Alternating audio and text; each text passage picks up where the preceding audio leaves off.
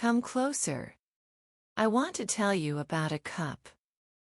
Not the kind that holds wine at symposiums or water from sacred springs. This cup held something else entirely. The precise weight of a city's fear.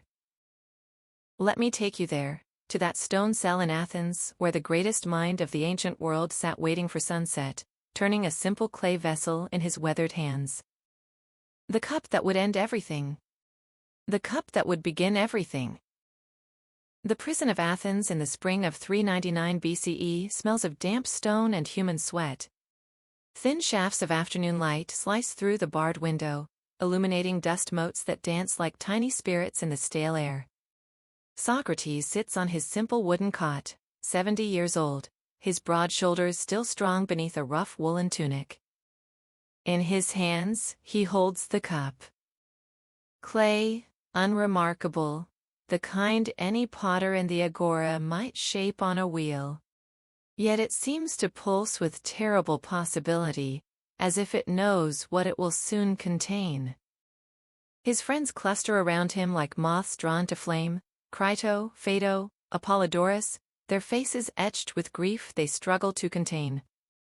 They have come to witness the end of the world as they know it. They have come to watch Athens murder its conscience.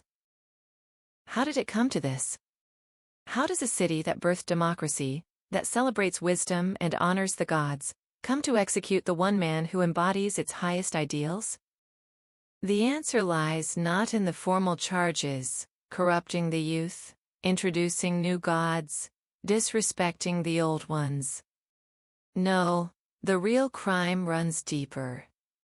Socrates has committed the unforgivable sin of making people think. In a democracy built on the assumption that ordinary citizens can govern themselves, what happens when someone proves that most people don't actually know what they claim to know? What happens when someone shows that the emperor, every emperor, has no clothes? Athens is about to answer that question with poison. Look at him there in the dying light. Socrates, son of a stonemason and a midwife, who claims his only skill is helping others give birth to ideas they already carry within them. His face is famously ugly, broad, flat-nosed, bulging eyes, yet when he speaks, people forget everything else. I know that I know nothing, he has said 1,000 times, and somehow this confession of ignorance has made him the wisest man in Athens. The oracle at Delphi said so. The politicians he questioned say otherwise. Consider his accusers, Meletus, young and ambitious, a poet whose verses no one remembers. Anytus, a leather merchant turned politician, still seething from Socrates' public dismantling of his pretensions to knowledge. Lycon, an orator who has never quite mastered the art of answering a simple question simply. These are the men who have convinced 501 Athenian jurors that wisdom itself is a threat to the state. These are the men who have confused the gadfly with the disease. Athens in 399 BCE is a city still licking its wounds. The Great War with Sparta ended 5 years ago, and defeat has left the Athenians brittle, suspicious, hungry for someone to blame. The democracy has been restored after the bloody rule of the 30 tyrants, but the scars remain fresh. Walk the streets and you feel it, the nervous energy of a wounded animal. In the agora, merchants hawk their wares with forced cheerfulness while glancing over their shoulders. In the gymnasiums, young men exercise their bodies but whisper about their futures. In the symposiums, wine flows freely, but the old easy laughter has curdled into something sharper, more desperate. The gods themselves seem uncertain. Traditional sacrifices continue, bulls and goats led to altars, their blood spilled to ensure divine favor, but increasingly, people wonder if the gods are listening. New cults spring up like weeds after rain, promising salvation, certainty, answers to questions that the old religion no longer seems able to address. Into this atmosphere of fear and doubt comes Socrates, daily, relentlessly, asking his questions. What is justice? What is courage? What is piety? Simple questions that reveal the terrifying complexity beneath every easy answer. The trial itself was a foregone conclusion, though few admitted it at the time. 501 jurors drawn by lot from the citizen rolls gathered in the court of the king Archon as spring sunlight streamed through the windows. They came expecting entertainment. Athens loves a good trial, but left shaken. Meletus speaks first, his young voice cracking with nervous energy. "This man corrupts our youth with his questions," he declares, pointing a trembling finger at the defendant. "He teaches them to disrespect their fathers, to question their gods, to think themselves wiser than their elders." The crowd murmurs its approval. Yes, they have heard the stories. Alcibiades, once Socrates' student, who betrayed Athens to Sparta. Critias, who became one of the 30 tyrants. How many more young men has this philosopher poisoned with his relentless questioning? But then Socrates rises to speak in his own defense, and the familiar magic begins. His voice is calm, conversational, as if he were discussing the weather with a friend in the agora. "Men of Athens," he begins, "I do not know what effect my accusers have had on you, but they almost made me forget who I am, so persuasive were they. Yet hardly a word they spoke was true." For 3 hours, he dismantles their case piece by piece, not with anger or eloquence, but with questions.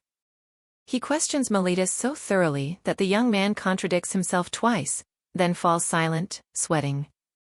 He explains his mission, to serve as Athens' gadfly, stinging the great horse of the city into wakefulness. And then he makes his fatal mistake. He refuses to beg. The vote is close, closer than anyone expected. 220 acquit. 281 condemn. A margin of 60 votes in a different year, with a different jury, he might have walked free. But now comes the penalty phase, and Socrates seals his fate with characteristic perversity. When asked to propose an alternative to death, he suggests that Athens should give him free meals for life. Like an Olympic victor, he says with a slight smile, "Except that he makes you think you are happy, while I make you actually wise." The jury is not amused. The death vote is larger this time. 80 more jurors join the majority. And so Athens sentences its greatest teacher to death. Not for what he has done, but for who he is. 30 days later, in the prison cell, the jailer arrives with trembling hands. He carries a small clay cup and a packet of ground hemlock root. "The sun is setting," he whispers, unable to meet the philosopher's eyes. It is time. But here is what no one expected. Socrates takes the cup as calmly as if it contained wine. His friends weep openly, but his hand does not tremble.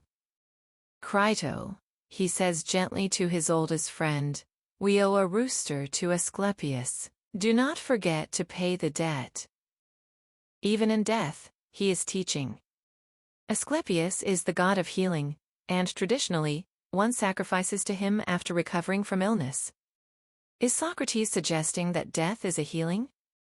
That life itself is the disease from which we recover? The irony cuts deeper than his accusers could have imagined. They killed him to silence his questions, but his death transforms him from gadfly into martyr. They sought to protect Athens from his influence, but his influence will now spread far beyond Athens, far beyond their small, frightened world. Within a generation, his students Plato and Xenophon will write down his words, preserving them for posterity. The man who never wrote a book will become the most quoted philosopher in history. The questions Athens tried to silence will echo through every university, every library, every honest conversation for the next 2.5 millennia. What followed was not the stability his accusers craved, but something far more profound, the birth of a tradition. The tradition of the examined life. The tradition that says no belief, no matter how sacred, is beyond questioning. From that prison cell would emerge the entire edifice of Western philosophy, Plato's Academy, Aristotle's Lyceum, the Stoics and Skeptics and Cynics, all the way down to the universities of today, where professors still ask Socratic questions, and students still discover the unsettling joy of intellectual honesty. Athens thought it was eliminating a troublemaker. Instead, it created the founding myth of intellectual freedom, the story of a man who chose death over silence, who drank poison rather than stop asking questions. Every truth-teller since has drawn courage from that moment, that choice, that cup. The cup still exists, in a way. Not the clay vessel itself, that crumbled to dust long ago, but the idea of it. The choice it represents. In every classroom where a teacher asks a hard question and waits for an honest answer. In every courtroom where someone speaks truth to power. In every moment when someone chooses wisdom over comfort, integrity over safety. Socrates lifts the cup to his lips one final time. The hemlock is bitter, they say. But his last words are gentle. The unexamined life is not worth living. And somewhere in Athens, in the gathering darkness, a young man named Phaedo picks up a stylus and begins to write.